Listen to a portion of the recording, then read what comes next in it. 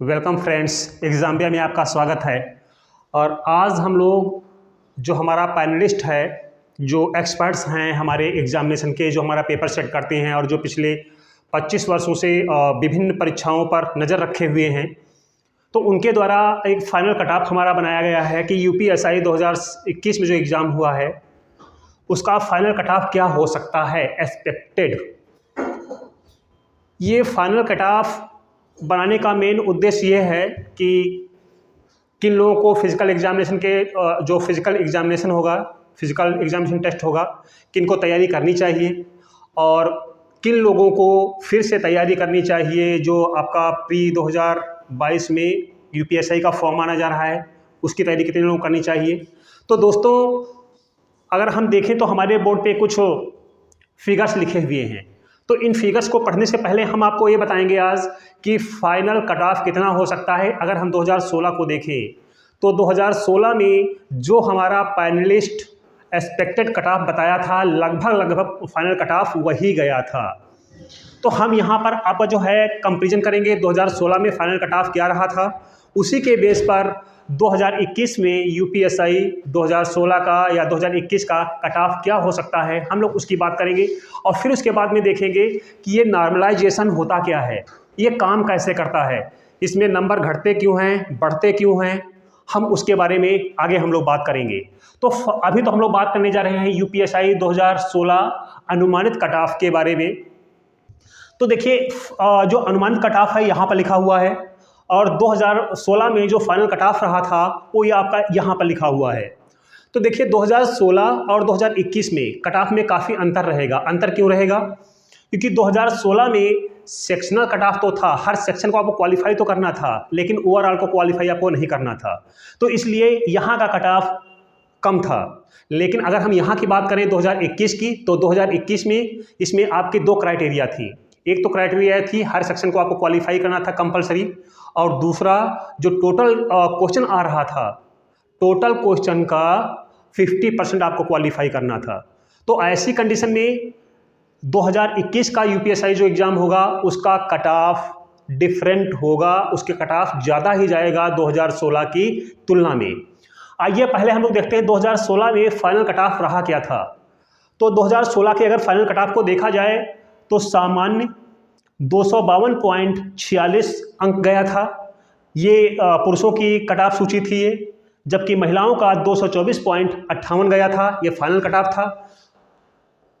OBC 230.51 गया था, महिलाओं का 217.56 गया था। एससी यानी कि अनुसूचित जाति की जो कट ऑफ रहा था 211.18 रहा था, और इसी कैटेगरी में महिलाओं का 195 के आसपास में रहा था। एसटी यानी कि अनुसूचित जनजाति का जो कट ऑफ था वो 190 पुरुषों का था और 165 महिलाओं का कट ऑफ रहा है। तो ये तो आपका 2016 का फिगर रहा। तो 2016 के फिगर में और 2021 के फिगर में बस परिवर्तन एक ही आएगा, क्योंकि यहाँ पर सेक्शनल कट ऑफ था, ओवरऑल कट ऑफ नहीं था। लेकिन जब हम बात करते हैं 2021 की, तो ये आपका जो हमने अनुमानित फिगर हमारे पैनलिस्ट ने बनाया हुआ है, तो ये बनाया हुआ है 2021 का, जो आपका अभी नवंबर दिसंबर में आपका एग्ज़ाम संपन्न हुआ है। तो अगर हम 2021 यूपीएसआई को देखें तो हमारा पैनलिस्ट ये बताता है, जो हमारा पैनल है एक्सपर्ट, वो ये कहते हैं कि जो सामान्य वर्ग होगा, सामान्य वर्ग में जो पुरुष होंगे इनकी अनुमानित कट ऑफ 300 से 310 के आसपास में रह सकती है। इसमें महिलाओं का 275 से 295 के आसपास कट ऑफ रहने की संभावना है। और हाँ, एक चीज़ समझ लीजिएगा आप लोग, सामान्य वर्ग को अब हमारे यहाँ दो पार्ट में डिवाइड किया गया है, शायद इसमें नहीं लागू था, सॉरी। जो आपका ओबीसी है, अल्प पिछड़ा वर्ग में पुरुषों की अनुमानित कट ऑफ रहने का अनुमानित कट ऑफ होगा 290 से 305 के बीच में, और इसी कैटेगरी में महिलाओं का 250 से 280 के आसपास में कट ऑफ रहने का अनुमान है। अनुसूचित जाति यानी कि एससी में 250 से 280 पुरुष वर्ग के लिए, 230 से 240 के बीच में महिलाओं का कट ऑफ रहने का अनुमान है। अनुसूचित जनजाति में पुरुषों के लिए 260 से 280 के आसपास में कट ऑफ रहने का अनुमान है, जबकि वही कैटेगरी में महिलाओं के लिए 220 से 230 के आसपास में कट ऑफ रहने का अनुमान है। उसके बाद में एक्स आर्मी का जो कट ऑफ है, अनुमानित कट ऑफ माना गया है, वो 220 प्लस के ऊपर जाएगा, 220 से नीचे नहीं रहेगा। तो जिन लोगों का अनुमानित स्कोर के आसपास में, अनुमानित कट ऑफ के आसपास में है, तो उनको फिज़िकल टेस्ट की तैयारी प्रारंभ कर देनी चाहिए, क्योंकि आपको फिज़िकल के लिए बहुत ही कम टाइम आपको मिलेगा, क्योंकि इसका रिज़ल्ट विद इन वीक कभी भी आ सकता है। संभावित है कि इसी सप्ताह में या नेक्स्ट वीक में इसका रिज़ल्ट डिक्लेयर कर दिया जाएगा। तो अगर आपका अनुमानित स्कोर जो भी हमारा कट ऑफ है, अगर आप कट ऑफ के अंडर में हैं या इसके आस पड़ोस में हैं, तो आपको तैयारी प्रारंभ कर देनी चाहिए आपको, जिससे कि आपको बहुत ही कम आपको टाइम मिल पाएगा। सर्दी का महीना है, आपकी मांसपेशियां भी सही से काम नहीं करेंगी, तो धीरे धीरे अपने आप को फिजिकल करना शुरू कर दीजिए, छोटा हल्का हल्का, जिससे आपकी मांसपेशियों में मजबूती आती जाए और आप जब फिजिकल करने जाएँ तो आपका रेस आसानी से निकल सके। तो ये तो हमारा अनुमानित स्कोर हुआ, अनुमानित कट ऑफ हुआ, जो हमारे पैनलिस्ट बताते हैं। और उसके बाद में अब हम लोग बात करते हैं कि ये नॉर्मलाइजेशन के प्रोसेस होता क्या है, ये काम कैसे करता है। दोस्तों, नॉर्मलाइजेशन जो होता है यूपीएसआई में, इसमें किसी भी एग्ज़ाम के पेपर के टफ होना या इजी होना, ये उसके नेचर पे डिपेंड करता है। और ये देखा जाता है कि किसी भी एग्ज़ाम में, जो भी एग्ज़ाम हुआ है यूपीएसआई का, उसके कितने शिफ्ट में एग्ज़ाम करवाए गए हैं। आइए यहाँ पर हम देखते हैं, इसको बहुत ही सरल ढंग से समझने की कोशिश करते हैं। जैसे मान लेते हैं कि एक ही दिन में यूपीएसआई में कुल 3 शिफ्टों में पेपर हुआ था। मॉर्निंग शिफ्ट, दोपहर का शिफ्ट और शाम का शिफ्ट, 3 शिफ्टों में पेपर हुआ था। और तीनों शिफ्टों का जो पेपर था वो अलग अलग था। अब मान लेते हैं कि जो मॉर्निंग के बच्चे हैं उनका नंबर ओवरऑल कुछ और आया हुआ है, सबका कुछ और आया हुआ है। जो दोपहर का सेशन हुआ है उसका जो ओवरऑल औसत अंक अलग आया हुआ है, और जो इवनिंग हुआ है उनका औसत अंक अलग आया हुआ है। तो इसी प्रोसेस को कंप्लीट करने के लिए एक प्रक्रिया यूपी बोर्ड के द्वारा अपनाई गई है, जिसको हम बोलते हैं नॉर्मलाइजेशन। आइए इसको हम सरल ढंग से समझते हैं कि नॉर्मलाइजेशन काम करता कैसे है। हमारे पास में जो हम ये यूपी पुलिस बोर्ड में जो हमारे जानने वाले हैं, उनके द्वारा ये हमने बात किया है और उन्होंने बताया कि आप इसको ऐसे समझिएगा कि नॉर्मलाइजेशन प्रोसेस होता क्या है।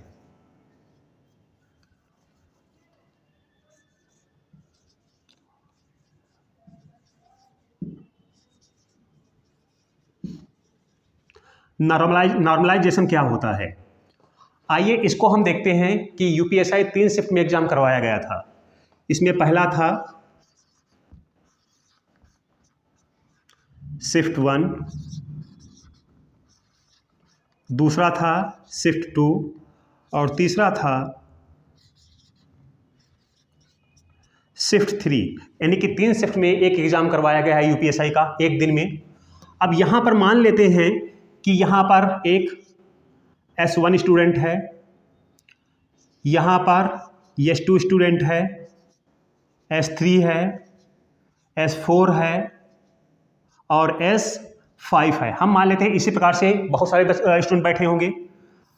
अब इनका ये देखा जाएगा कि इनमें नंबर कैसे आए हुए हैं। आइए इसको हम पूरे प्रोसेस के द्वारा और बहुत ही इजी वे में हम समझते हैं इसको हैं तीनों शिफ्ट को। अब मान लेते हैं कि S1 में जो बच्चे हैं उनके एक बच्चे का नंबर आया है 62, एक बच्चे का नंबर आया है 51, अगले बच्चे का नंबर आया है 47, अगले बच्चे का नंबर आया है 68 और उसके बाद में बच्चे का नंबर आया हुआ है 56। शिफ्ट 2 में यहाँ पर नंबर किसी बच्चे का आए हैं 80 नंबर, किसी बच्चे का नंबर आया है 100 नंबर, 72 मार्क्स, 92 मार्क्स और 85 मार्क्स। शिफ्ट 3 में एक बच्चे का मार्क आया है 95, दूसरे बच्चे का आया है 90, नेक्स्ट बच्चे का आया हुआ है 60, एक बच्चे का आया हुआ है 80 और एक बच्चे का मार्क्स आया हुआ है 75। ये मान लेते हैं कि इस प्रकार से एक शिफ्ट में नंबरों को बच्चों ने प्राप्त किया है। इसी प्रकार से जो जितने भी बच्चे हैं सबका जो है इसी तरह से इसकी कैलकुलेशन किया जाएगा।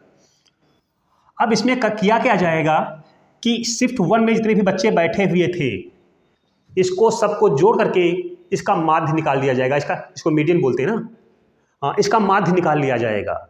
अगर हम इसका माध्य निकालें तो इसका माध्य निकल करके आएगा, आप जोड़ के देख लीजिएगा आप लोग, इसी के अकॉर्डिंग इसका जो माध्य आएगा, ये माध्य आएगा 56.88 मार्क्स। ये इसका माध्य आया। तो ये जितने भी बच्चे शिफ्ट 1 में बैठे थे ये इनका औसत अंक हो गया सबका। उसके बाद में शिफ्ट 2 में देखा जाएगा कि इसका माध्य कितना आ रहा है। अब मान लेते हैं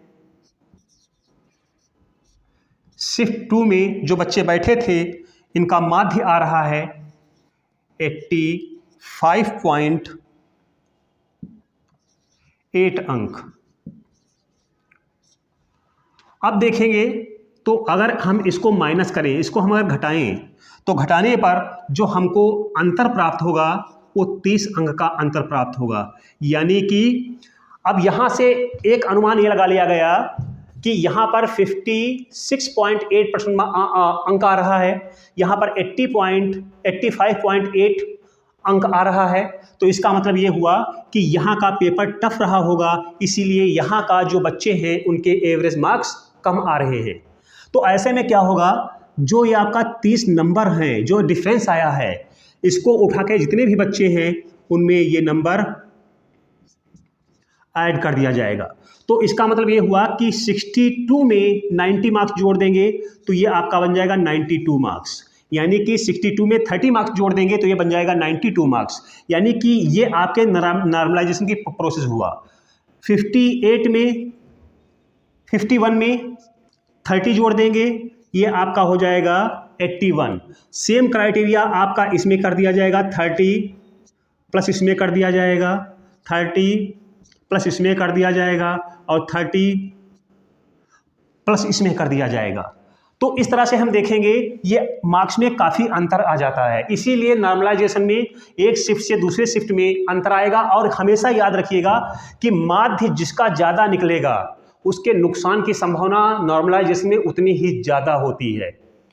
तो अच्छी बात ये होती है कि अगर हम नॉर्मलाइजेशन देख रहे हैं तो नॉर्मलाइजेशन में देखा यह गया है कि जो लास्ट शिफ्ट होता है इवनिंग का शिफ्ट वो काफ़ी टफ शिफ्ट होता है। तो इस नॉर्मलाइजेशन के प्रोसेस में हमेशा फ़ायदा जो देखा गया है वो फ़ायदा थर्ड शिफ्ट वाले को ही देखा गया है। अब हमने एक निकाला कि हमने इसका नॉर्मलाइजेशन कर लिया और इसका नॉर्मलाइजेशन कर लिया। अब हमने क्या किया कि जो शिफ्ट 3 था इसका हमने एवरेज निकाला, इसका जो माध्य निकला आकर के ये माध्य आया 80। अब 80 में अब इसमें से 80 ज़्यादा है या 85 ज़्यादा है? निसंदेह 85 ज़्यादा है आपका। तो हम इसको एक एवरेज में निकाल रहे हैं, आप लोग इसको अदरवाइज मत लीजिएगा, है ना, क्योंकि मैथ हमारी थोड़ी कमज़ोर है। तो अब हमने क्या किया कि 85 में से हमने 80 को घटा दिया, या हम यहाँ पर पॉइंट और पॉइंट, तो अगर आप इसको घटाएंगे तो आपको क्या मिल जाएगा, आपको 5.8 मार्क्स का अंतर मिल जाएगा। यानी कि इनके एवरेज मार्क्स में सेकंड वाले शिफ्ट में और थर्ड वाले शिफ्ट में 50.8 मार्क्स का डिफरेंस आ रहा है।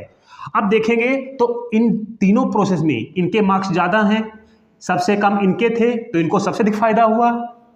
जो आपका लास्ट वाला था इसमें डिफरेंस कम था तो इनको कम फायदा हुआ। तो ये 5.8 मार्क्स जो होगा ये उठा करके 5.8 मार्क्स इसमें जोड़ दिया जाएगा, 5.8 मार्क्स इसमें जोड़ दिया जाएगा, 5.8 यानी कि इसी तरह से क्या कर दिया जाएगा, जो अंतर होगा उसी अंतर को उठा करके दूसरे के जो नंबर कम होंगे उसमें जोड़ दिया जाएगा।